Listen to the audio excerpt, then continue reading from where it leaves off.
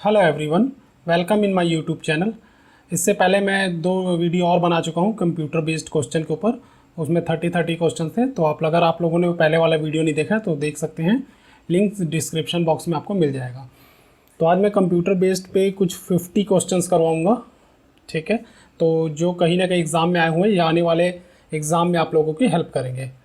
तो चलिए स्टार्ट करते हैं computer based 50 questions. Okay, so first question is, disk को पढ़ने के लिए प्रयोग में किए जाना वाला हार्डवेयर है। जैसे डिस्क, जैसे हम लोग लैपटॉप या कंप्यूटर में जो डिस्क होता है, जैसे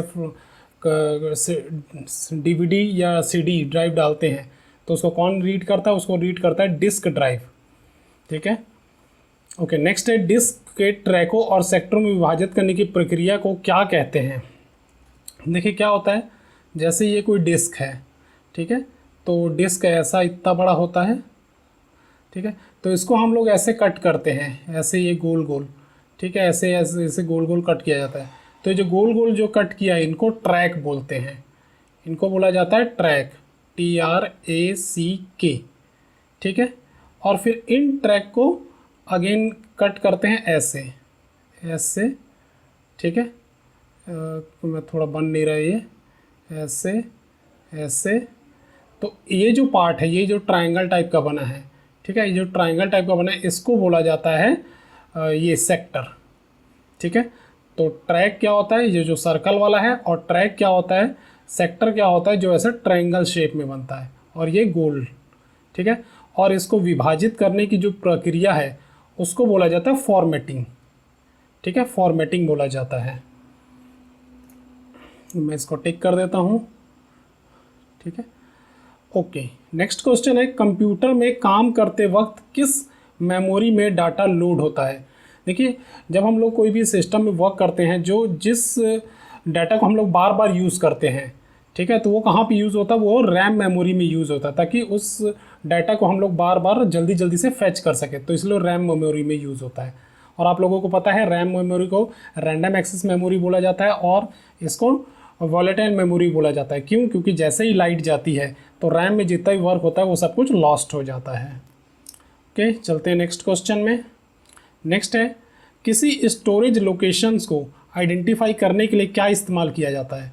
देखिए, कोई भी अगर मेमोरी है तो ऐसा होता है, ठीक है, ऐसा बना होता है, ये मेमोरी है, ठीक है। तो यहाँ पे डाटा फीड होगा, ठीक है, इसमें डाटा फीड होता है, यहाँ पे डाटा फीड होगा, इस पार्ट में डाटा फीड होगा यहाँ पे। लेकिन यहाँ पे क्या होगा, यहाँ पे इस पार्ट में एड्रेस मेंशन होता है, ठीक है। जो जिस एड्रेस का जो डाटा चाहिए, वो कौन बताता है किस एड्रेस पे जाना? वो बताता है एड्रेस बस, ठीक है। तो एड्रेस बस ने बताया कि किस एड्रेस पे जाना, और वहाँ से डाटा को कौन फैच करता है? वो फैच करता है डाटा बस। तो इसका एड्रेस क्या हो, सॉरी, आंसर क्या होगा? इसका आंसर होगा एड्रेस। किसी स्टोरेज लोकेशन, ये स्टोरेज लोकेशन है, और ये इसका एड्रेस। और याद रखिए, जो एड्रेस होता है वो यूनिक होता है, ठीक है। इससे कंप्यूटर मिसमैच नहीं करता एड्रेस ढूंढने में। तो this is the address. Okay, next है, डॉस का संपूर्ण रूप क्या है? ठीक है, डॉस क्या होता है? सबसे पहले डॉस का एक ऑपरेटिंग सिस्टम है, इसको याद रखिए। डॉस मतलब DOS, this is DOS, this is DOS, DOS operating system. और इसको MS डॉस भी बोला जाता है, MS डॉस ऑपरेटिंग सिस्टम, ठीक है। तो इसका फुल फॉर्म है disk operating system, disk operating system बोला जाता है। और इसको एक चीज़ और याद रखिए, जो डॉस होता है वो सिंगल यूज़र ऑपरेटिंग सिस्टम है, ठीक है, सिंगल यूज़र ऑपरेटिंग सिस्टम है डॉस। नेक्स्ट इज, निम्न में से कौन सा CPU वाला भाग नहीं है? ठीक है, तो CPU में क्या क्या होता है?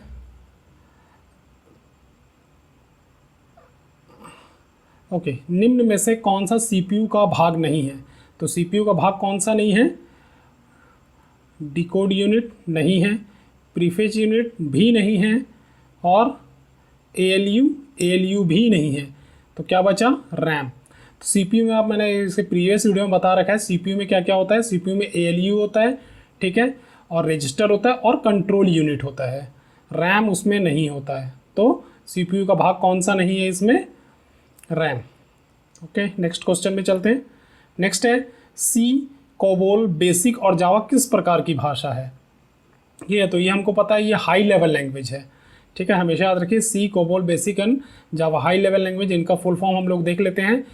तो कोबोल का जो फुल फॉर्म होता है वो होता है common business oriented language, common business oriented language. ठीक है, बेसिक का मैं ऑलरेडी पहले वीडियो में बता चुका हूँ, लेकिन मैं यहाँ मैं फिर से बता देता हूँ कि क्या होता है। तो बेसिक का फुल फॉर्म होता है beginners all purpose, this is beginners all purpose symbolic instructions code. ठीक है, ये बेसिक का फुल फॉर्म है और ये दोनों ही हाई लेवल। और जावा के लिए, जावा का फुल फॉर्म नहीं है, लेकिन जावा का फुल फॉर्म नहीं है, सिर्फ इसको जावा ही बोला जाता है। तो this is all about the C, COBOL, BASIC and Java. Next question में चलते हैं। क्वेश्चन नंबर 8, निम्नलिखित में से कौन सा मशीन इंडिपेंडेंट लैंग्वेज है। वो कौन सा लैंग्वेज है मशीन के ऊपर डिपेंडेंट नहीं करता कि मशीन कोई भी हो उस पर चलेगा। तो वो लैंग्वेज कौन सा होता है, मशीन लैंग्वेज। देखिए मशीन लैंग्वेज नहीं होता है। लो लेवल लैंग्वेज वो भी नहीं होता है।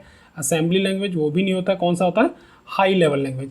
हाई लेवल लैंग्वेज जो होता है वो कौन सा होता है, मशीन इंडिपेंडेंट होता है। हमेशा याद रखिए, तो इसका मतलब ये जो लैंग्वेज है यहाँ पे तीनों लैंग्वेज, ठीक है, वो क्या है, मशीन इंडिपेंडेंट है। ओके, 9th क्वेश्चन है असेंबली लैंग्वेज क्या होता है। देखिए असेंबली लैंग्वेज अगर मशीन लैंग्वेज में कन्वर्ट चेक करूँ तो मशीन लैंग्वेज नहीं होता है वो, तो assembly language. High level language भी नहीं होता है, ध्यान रखिए। तो मशीन क्या होता है, machine is a low level language. ठीक है, नेक्स्ट क्वेश्चन, आदेशों के सेट क्या कहलाता है। ठीक है, आदेशों का सेट ऑफ इंस्ट्रक्शन। तो सेट ऑफ इंस्ट्रक्शंस को हम लोग बोलते हैं प्रोग्राम। ठीक है, याद रखिए असेंबली भाषा में लिखे प्रोग्राम,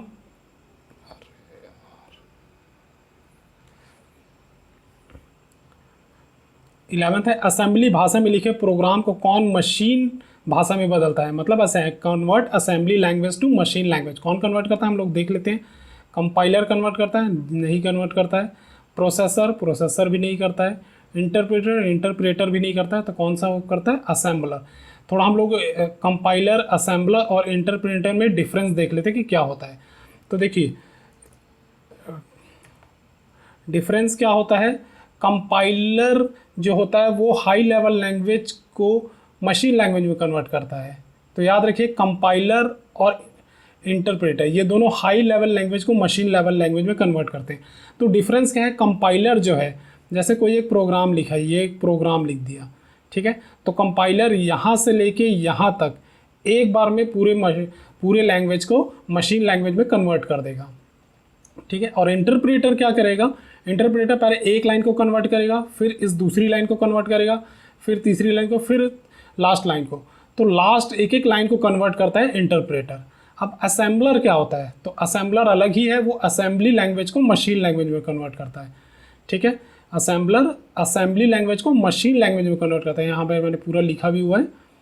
और ये दोनों हाई लेवल लैंग्वेज को मशीन लेवल लैंग्वेज में कन्वर्ट करते हैं। तो इसमें कन्फ्यूज़ बिल्कुल मत होना। ठीक है, और इन दोनों में डिफरेंस भी मैंने बता दिया, कंपाइलर और इंटरप्रेटर में। ओके, नेक्स्ट क्वेश्चन हम लोग देखते हैं। 12th क्वेश्चन, प्रोग्राम के जिस वर्जन को मानव द्वारा पढ़ा जाता है, मानव द्वारा पढ़ा जाता है, ठीक है, वो कौन सा होता है, मानव कौन सा पढ़ता है। क्या सोर्स कोड पढ़ता है, बिल्कुल नहीं, वो सोर्स कोड नहीं पढ़ता। ह्यूमन कोड, बिल्कुल नहीं। Program code, yes, program code पढ़ता है वो, ना कि सिस्टम कोड। तो program code is the correct answer. Next question में चलते हैं। नेक्स्ट है, पहले से चल रहे कंप्यूटर को रीस्टार्ट करना क्या कहलाता है। एक कंप्यूटर ऑलरेडी चल रहा है, उसको रीस्टार्ट करना हम लोग रीबूटिंग कहते हैं। आपको पता होगा, मोबाइल में भी देखा होगा, जब हम लोग मोबाइल स्विच ऑफ करते हैं तो उसमें 2 ऑप्शन आता है, रीबूट का या फिर स्विच ऑफ का। तो सेम है। क्वेश्चन नंबर 14, कमांड्स को संपन्न करने की प्रक्रिया क्या कहलाती है। ठीक है, क्या डिकोड कहते हैं, बिल्कुल नहीं। क्या स्टोरिंग कहते हैं, बिल्कुल नहीं। क्या फैचिंग कहते हैं, बिल्कुल नहीं। उसको क्या बोलते हैं, एग्जीक्यूटिंग। ठीक है, यहाँ से इनपुट दिया गया, इनपुट को डिकोडिंग आपको पता है, कोड को डिकोड करना डिकोडिंग कहलाता है। स्टोरिंग मतलब उसको सेव करना, किसी लोकेशन पे, एड्रेस पे जाकर उसको सेव करना। फैचिंग का मतलब होता है डाटा बस जाती है, उस डाटा को लेके वापस आती है, उसको फैचिंग बोलते हैं। और एग्जीक्यूटिंग मतलब उसको आउटपुट देना, वो होता है एग्जीक्यूटिंग। मतलब कमांड खत्म हो रहा है, मतलब एग्जीक्यूट कर रहा है, आउटपुट दे दिया। उसका नेक्स्ट क्वेश्चन है, पोस्ट क्या होता है। सबसे पहले पोस्ट एक प्रोग्राम होता है, जैसे ही हम लोग कोई भी कंप्यूटर या डेस्कटॉप ऑन करते हैं तो सबसे पहले वो अपने आप को चेक करता है, तो उसको बोला जाता है power on self test. So this is the full form of posting. ये बहुत इंपॉर्टेंट है, याद रखिए इसके, power on self test. Next question देखते हैं, लिनक्स कैसा सॉफ्टवेयर है? तो लिनक्स एक ओपन सोर्स सॉफ्टवेयर है और इसको याद रखिए लिनक्स एक ऑपरेटिंग सिस्टम है। एक कंप्यूटर में 2 प्रोसेसर लगाए जाते हैं, उसको क्या कहते हैं? एक कंप्यूटर है उसमें 2 प्रोसेसर लगाए जाते हैं तो उसको क्या बोलते हैं? उसको सीक्वेंशियल प्रोसेसिंग नहीं बोलते हैं, डबल प्रोसेसिंग भी नहीं बोलते हैं, क्लस्टरिंग भी नहीं बोलते हैं, उसको बोला जाता है पैरेलल प्रोसेसिंग। ठीक है, हमेशा याद रखिए 2 प्रोसेसर लगाए हैं तो इसका मतलब पैरेलल प्रोसेसिंग है वो। ओके, नेक्स्ट आता है विश्व का प्रथम नेटवर्क किसे माना जाता है? तो विश्व का प्रथम नेटवर्क माना जाता है ARPANET को। तो ARPANET का फुल फॉर्म हम लोग देख लेते हैं। ARPANET का फुल फॉर्म है advance research project agency network. I repeat, advance research project agency network. Actually में ARPA, ये ARPA क्या है? ये यूएस का कोई यूएस का डिफेंस सिस्टम है, मतलब ठीक है, और उन्होंने अपने नेटवर्क के लिए ये आगे नेट लगा के उसको बना दिया है नेटवर्क, ARPANET। तो नेक्स्ट क्वेश्चन में देखते हैं, एक नेटवर्क में सबसे शक्तिशाली तथा जरूरी कंप्यूटर कौन सा होता है? तो वो सर्वर होता है, क्योंकि अगर सिस्टम अगर सर्वर से कनेक्टेड होते तो सर्वर ही सब कुछ कंट्रोल करता है कि यूज़र क्या देखेगा, क्या कौन सी साइट ब्लॉक करना है। वो सर्वर अगर ब्लॉक कर देगा तो आप लोग उस साइट पे या उस हार्ड डिस्क को भी ब्लॉक किया जा सकता है, तो वहाँ पे नहीं जा सकता। तो सब कुछ डिपेंड करता है सर्वर के ऊपर, तो ये सबसे ज़्यादा शक्तिशाली होता है। नेक्स्ट है, कंप्यूटर नेटवर्क के निम्न में से क्या शेयर किया जा सकता है? तो देखिए ये ज़्यादा आपको पता होगा, जैसे सपोज़ करिए कहीं पे भी 4-5 कंप्यूटर लगे हुए हैं, 1 2 3 कितने भी हो सकते हैं, मतलब ये किसके अंदर है? ये लैन के अंदर की बात है। ठीक है, ये लगे हुए हैं। तो जब ज़्यादातर क्या होता है, प्रिंटर को शेयर किया जाता है। एक नेटवर्क में प्रिंटर को हम शेयर करते हैं, लेकिन एक बार में कमांड एक ही दे सकता है। जैसे इसने कमांड दिया तो बाकी 3 कमांड नहीं दे सकते, तो यहाँ से जो प्रिंटर का जो आउटपुट निकलेगा वो ये वाला लेगा। ठीक है, तो इसका जो करेक्ट आंसर है वो है प्रिंटर को शेयर किया जाता है नेटवर्क में। नेक्स्ट है, मॉडेम किससे जुड़ा होता है? तो याद रखिए मॉडेम हमेशा फ़ोन लाइन से जुड़ा होता है। नेक्स्ट है, MS विंडो निम्न में से किस प्रकार का सॉफ्टवेयर है? तो MS विंडो एक GUI सॉफ्टवेयर है, और GUI क्या होता है? GUI होता है graphical user interface. Graphical user interface एक इसका मतलब ये होता है कि जो यूज़र है, यूज़ करने वाला है, वो दूसरे सिस्टम से कांटेक्ट कर सकता है GUI के थ्रू। ठीक है, कांटेक्ट मतलब इंटरेक्ट कर सकता है। ओके, नेक्स्ट है, विंडोज़ 95, विंडोज़ 98 और विंडोज़ NT किस नाम से जाने जाते हैं? तो आपको पता है विंडोज़ 95, 98 जहाँ पे विंडोज़ आ रहा है तो इसका मतलब सिंपल है, ये एक ऑपरेटिंग सिस्टम है। नेक्स्ट क्वेश्चन है, हार्ड डिस्क से फाइल डिलीट होकर कहाँ जाती है? ये आप लोगों को पता ही है, कोई भी फाइल अगर हम लोग डिलीट करते हैं तो कहाँ जाता है? रिसाइकिल बिन में। अच्छा ठीक है, ये होता है रिसाइकिल बिन में। अभी यहाँ पे क्वेश्चन आ सकता है, जैसे हार्ड डिस्क के किसी फाइल को अगर डिलीट करना हो बिना रिसाइकिल बिन में जाए हुए, तो उसके लिए कौन सी कमांड दी जाती? तो उसके लिए कमांड दी जाती Shift+Delete। Shift+Delete करके किसी भी फाइल को अगर डिलीट करेंगे तो रिसाइकिल बिन में नहीं जाएगा, वो डायरेक्टली डिलीट हो जाएगा। नेक्स्ट क्वेश्चन देखते हैं। नेक्स्ट है, सभी डॉक्यूमेंट्स को एक साथ सेलेक्ट करने के लिए कौन सा कमांड है?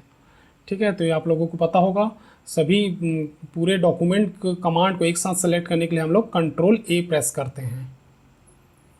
उसका नेक्स्ट है, किसी डॉक्यूमेंट में टेक्स्ट प्राय अलाइन होते हैं, मतलब किस साइड होते हैं एक टेक्स्ट में? ठीक है, जैसे अगर हम लोग कोई भी डॉक्यूमेंट अगर हम लोग करते हैं तो डॉक्यूमेंट हमारा जो है वो यहाँ से स्टार्ट होता है। ठीक है, यहाँ से, और ये कौन सी साइड है? ये लेफ़्ट साइड है, तो वो कहाँ पे होता है? लेफ़्ट साइड में अलाइन होता है हमेशा। This is left side. उसका नेक्स्ट है, डॉक्यूमेंट के सेव करने के लिए शॉर्टकट कमांड। जैसे डॉक्यूमेंट बनाया, अगर इसको मुझे सेव करना हो तो उसके लिए शॉर्टकट कमांड क्या है? तो वो होता है Ctrl+S। नेक्स्ट है, डायरेक्टरी के अंदर, ये डायरेक्टरी के है, डायरेक्टरी के अंदर के डायरेक्टरी को क्या कहा जाता है? एक डायरेक्टरी है, उसके अंदर एक और डायरेक्टरी है, तो उसको बोला जाता है सब डायरेक्टरी। इनमें कंफ्यूज मत होना, वो मिनी डायरेक्टरी नहीं होता, ना ही एक्स्ट्रा डायरेक्टरी, ना ही पार्ट डायरेक्टरी, वो होता है सब डायरेक्टरी। ओके, नेक्स्ट क्वेश्चन में चलते हैं। किसी टेक्स्ट को कॉपी और पेस्ट करने के लिए क्या कमांड होता है? बहुत ही जनरल है, ये आई थिंक सबको पता होगा। कंट्रोल सी और कंट्रोल वी से हम लोग कंट्रोल सी से कॉपी करते हैं और कंट्रोल सी से उसको पेस्ट करते हैं। उसके बाद नेक्स्ट है B2C2/12 + A12 किसका उदाहरण है? ये आप लोग पता है, अगर आप लोग एक्सेल यूज़ करते हो तो एक्सेल में जो भी लिखा जाता है, अगर हमको लिखते हैं तो इक्वल लगा के लिखा जाता है। तो इक्वल का मतलब होता है कि हम लोग फॉर्मूला लिख रहे हैं कहाँ पे? एक्सेल में। ठीक है, तो ये एक्सेल में यूज़ होता है, एक्सेल। ठीक है, एक्सेल में यूज़ होता है फॉर्मूला। और यहाँ पे बी का क्या मतलब होता है? जैसे आप लोग देखोगे यहाँ पे सेल बने होते हैं एक्सेल में ऐसे बड़े से, और यहाँ लिखा होता है ए, और यहाँ लिखा होता है बी, और ये सी, और यहाँ पे लिखा होता है 1 2 3 4। ठीक है, तो यहाँ पे जो B2 लिखा है, B2 वो क्या रिप्रेजेंट कर रहा है? बी रो और सेकंड कॉलम। तो यहाँ पे जो भी एलिमेंट होगा उसको सेलेक्ट कर लेगा। और ये सी का मतलब होता है सी रो और सेकंड कॉलम। तो ये वाला जो एलिमेंट होगा दोनों को ऐड करेगा और उसे 12 से डिवाइड कर देगा, और जो A12 होगा उससे भी ऐड करके उसका आंसर दे देगा। तो इसका आंसर क्या हुआ? इसका आंसर हुआ फॉर्मूला। नेक्स्ट क्वेश्चन देखते हैं। नेक्स्ट है USB। USB क्या होता है? USB यूनिफॉर्म सीरियल बस होता है, यूनिवर्सल सीरियल बस, यूनिवर्सल सिस्टम बस या यूनिवर्सल सीरियल बिट। तो याद रखिए ये होता है यूनिवर्सल सीरियल बस। ठीक है, USB जो यूज़ करते हैं, जो पेनड्राइव हम लोग आते हैं वो USB में लगाते हैं, जिसका फुल फॉर्म है यूनिवर्सल सीरियल बस। उसका नेक्स्ट है ISDN। ISDN क्या होता है? ISDN सबसे पहले तो एक डिजिटल नेटवर्क है। ठीक है, और इसका फुल फॉर्म है integrated service digital network. Integrated service digital network. I think A और C ऑप्शन बिल्कुल सेम है, कोई चेंज नहीं है, तो दोनों आंसर करेक्ट है। इंटीग्रेटेड सर्विसेज, और सॉरी ये डिजिट नेटवर्क है और ये डिजिटल नेटवर्क है। ठीक है, और इसमें देखिए क्या है? इंटीग्रेटेड सिस्टम या सर्विसेज है, यहाँ सिस्टम है, वो एकदम माइनर सा डिफरेंस है, बिल्कुल पता नहीं लग रहा है। तो आप लोग एकदम ध्यान से देखा करिए इसको। Integrated service digital network, DN का मतलब डिजिटल नेटवर्क, और ISDN नेटवर्क में क्या होता है कि डाटा और वॉइस दोनों को एक साथ भेजा जाता है। कहाँ पे? डिजिटल नेटवर्क में पॉसिबल हुआ with the help of ISDN network. Okay, next question देखते हैं। विंडोज़ ME में ME से क्या मतलब है? क्या ME से माइक्रो एक्सपर्ट है? बिल्कुल नहीं। माई एक्सपर्ट है? बिल्कुल गलत। या फिर मल्टी एक्सपर्ट है? वो भी गलत। तो इसका करेक्ट आंसर क्या है? मिलेनियम। तो ME से मतलब होता है मिलेनियम। नेक्स्ट क्वेश्चन देखते हैं। नेक्स्ट है ASCII का पूर्ण रूप क्या है? तो इसका पूर्ण रूप याद रखिए, American standard code for information interchange. थोड़ा बड़ा है, American standard code for information interchange. और इसको याद रखिए, ASCII कोड कितना होता है? 7 बिट का कोड होता है। ये क्वेश्चन ये भी पूछा जाता है। तो ये क्या होता है? 7 बिट।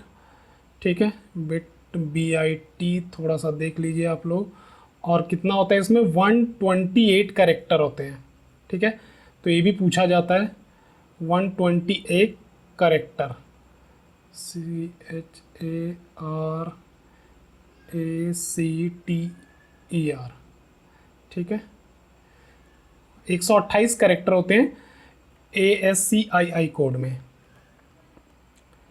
उसके बाद नेक्स्ट है 35 क्वेश्चन। लॉजिक गेट क्या होते हैं? ठीक है, लॉजिक गेट क्या होता है? लॉजिक गेट एक प्रकार का सर्किट होता है। अब लॉजिक गेट में क्या वर्क करते हैं? बूलियन एक्सप्रेशन, मतलब सिर्फ बाइनरी नंबर 0 और 1।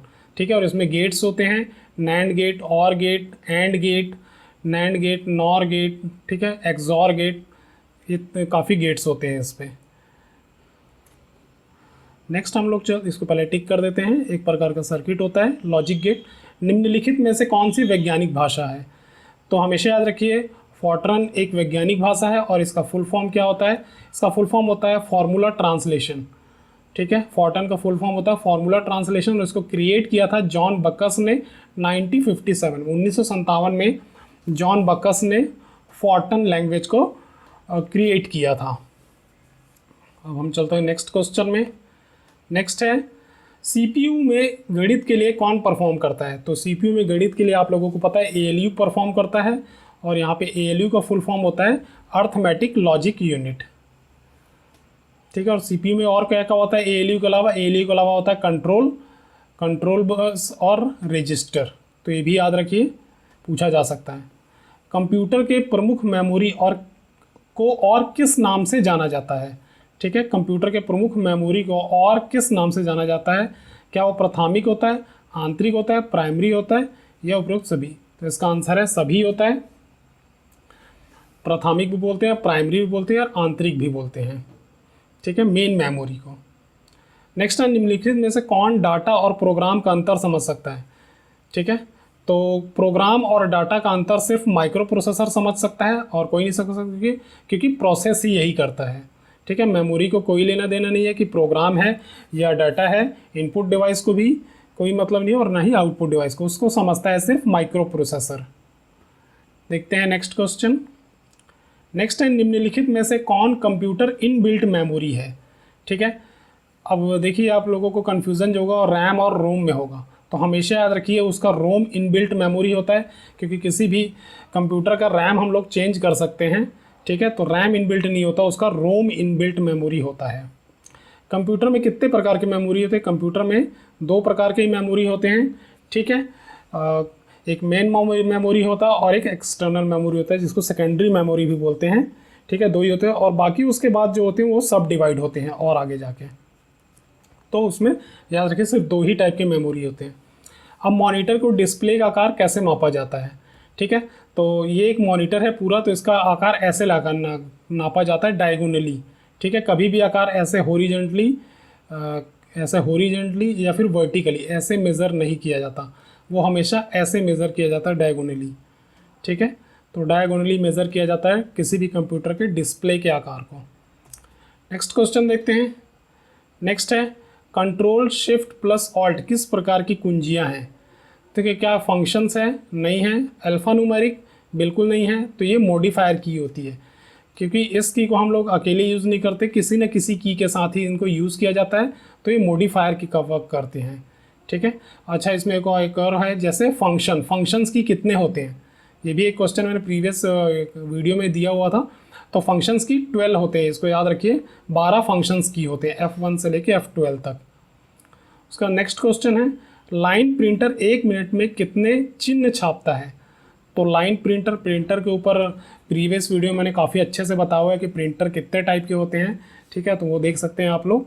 तो लाइन प्रिंटर जो होता है 200 से 2000 तक चिन्ह छापता है 1 मिनट में। नेक्स्ट है, टेक्स्ट की पंक्ति में आरंभ में जाने के लिए कौन से की से जा सकते हैं? जैसे यहाँ पे मैंने कोई भी एक टेक्स्ट लिखा, ठीक है, सपोज मैं यहाँ पे एक लिख रहा हूँ कुछ भी और यहाँ पे हूँ, अब यहाँ से मुझे यहाँ तक आना है, मतलब एक ही की से। वैसे तो आप लोग एरो कीज लगा के यहाँ से यहाँ तक, लेकिन मैंने कहा सिर्फ एक बार की प्रेस होना है और यहाँ से आपको यहाँ पे आना है। तो यहाँ पे तक आने के लिए हम लोग कौन सा की दबाते हैं? होम की दबाएंगे तो यहाँ पे आ जाएंगे। और अगर यहाँ पे है और यहाँ से यहाँ जाना है एक ही की में सॉरी, यहाँ पे है और यहाँ से आपको यहाँ तक जाना है सिंपल एक ही की से, तो उसके लिए हम लोग एक की दबाते हैं जिसको बोलते हैं एंड की, ठीक है। ये आरंभ में जाने के लिए हम लोग होम की और आखिर में जाने के लिए एंड की, तो इसको याद रखिए आप लोग। अब हम लोग देखते हैं नेक्स्ट क्वेश्चन। नेक्स्ट है, आईसी का किस पीढ़ी के कंप्यूटर में हुआ था? मतलब आईसी का इस्तेमाल किस पीढ़ी के कंप्यूटर में हुआ था? तो आईसी का इस्तेमाल याद रखिए हम लोग 3rd पीढ़ी में यूज़ किए थे। प्रथम पीढ़ी में क्या था? वैक्यूम ट्यूब था, ठीक है। द्वितीय पीढ़ी में क्या था? द्वितीय पीढ़ी में ट्रांजिस्टर था। और तीसरी पीढ़ी में क्या था? आईसी था। और चौथे पीढ़ी में जो था वो माइक्रो प्रोसेसर था। तो ये क्वेश्चन पूछा जाता है, ठीक है, कि कौन सी पीढ़ी में क्या था। अब हम लोग चलते हैं नेक्स्ट क्वेश्चन में। भारत में निर्मित प्रथम कंप्यूटर का नाम क्या था? ठीक है, मैं चारों ऑप्शन दिखा देता हूँ। क्या आर्यभट्ट था? नहीं था। बुद्ध था? बिल्कुल नहीं। अशोक था? बिल्कुल नहीं। वो था सिद्धार्थ। तो भारत में निर्मित प्रथम कंप्यूटर का नाम था आर्यभट्ट, और भारत में प्रथम निर्मित कंप्यूटर का नाम था सिद्धार्थ। और अगर पूछा जाए कि भारत में निर्मित प्रथम सुपर कंप्यूटर का क्या नाम था, तो याद रखिए सुपर कंप्यूटर का नाम परम है और उसको किसने बनाया है, कहाँ बनाया, पुणे में, पुणे के सीडैक ने। तो ये पूरा डिटेल आप लोगों को पता होना चाहिए। नेक्स्ट क्वेश्चन है आईसी पर किसकी परत होती है। आईसी का फुल फॉर्म भी पूछा जाता है। आईसी का फुल फॉर्म होता है इंटीग्रेटेड सर्किट। तो आईसी पे किसकी परत होती है, तो वो होती है सिलिकॉन की। ठीक है, कॉपर की परत नहीं होता उसके ऊपर, ना ही निकिल का और ना ही आयरन का, उसके ऊपर परत होता है सिलिकॉन का। नेक्स्ट क्वेश्चन देखते हैं। नेक्स्ट है प्रमुख मेमोरी के समन्वय से कार्य करते हैं, मतलब मेमोरी के जैसा ही और कौन काम करता है। तो क्या सीपीयू है, यस, तो सीपीयू है, मेमोरी के समन्वय ही सीपीयू काम करती है। उसके बाद सीपीयू का मुख्य घटक क्या है। मैंने स्टार्टिंग में सीपीयू के ऊपर काफ़ी क्वेश्चन बताया और मैं स्टार्टिंग में बताते आ रहा हूँ कि सीपीयू में क्या क्या होता है। ठीक है, तो सीपीयू में 3 चीज़ें हम लोग मेनली होता है। तो सीपीयू में एक तो होता है एएलयू, ठीक है, एक होता है एएलयू और दूसरा क्या होता है रजिस्टर,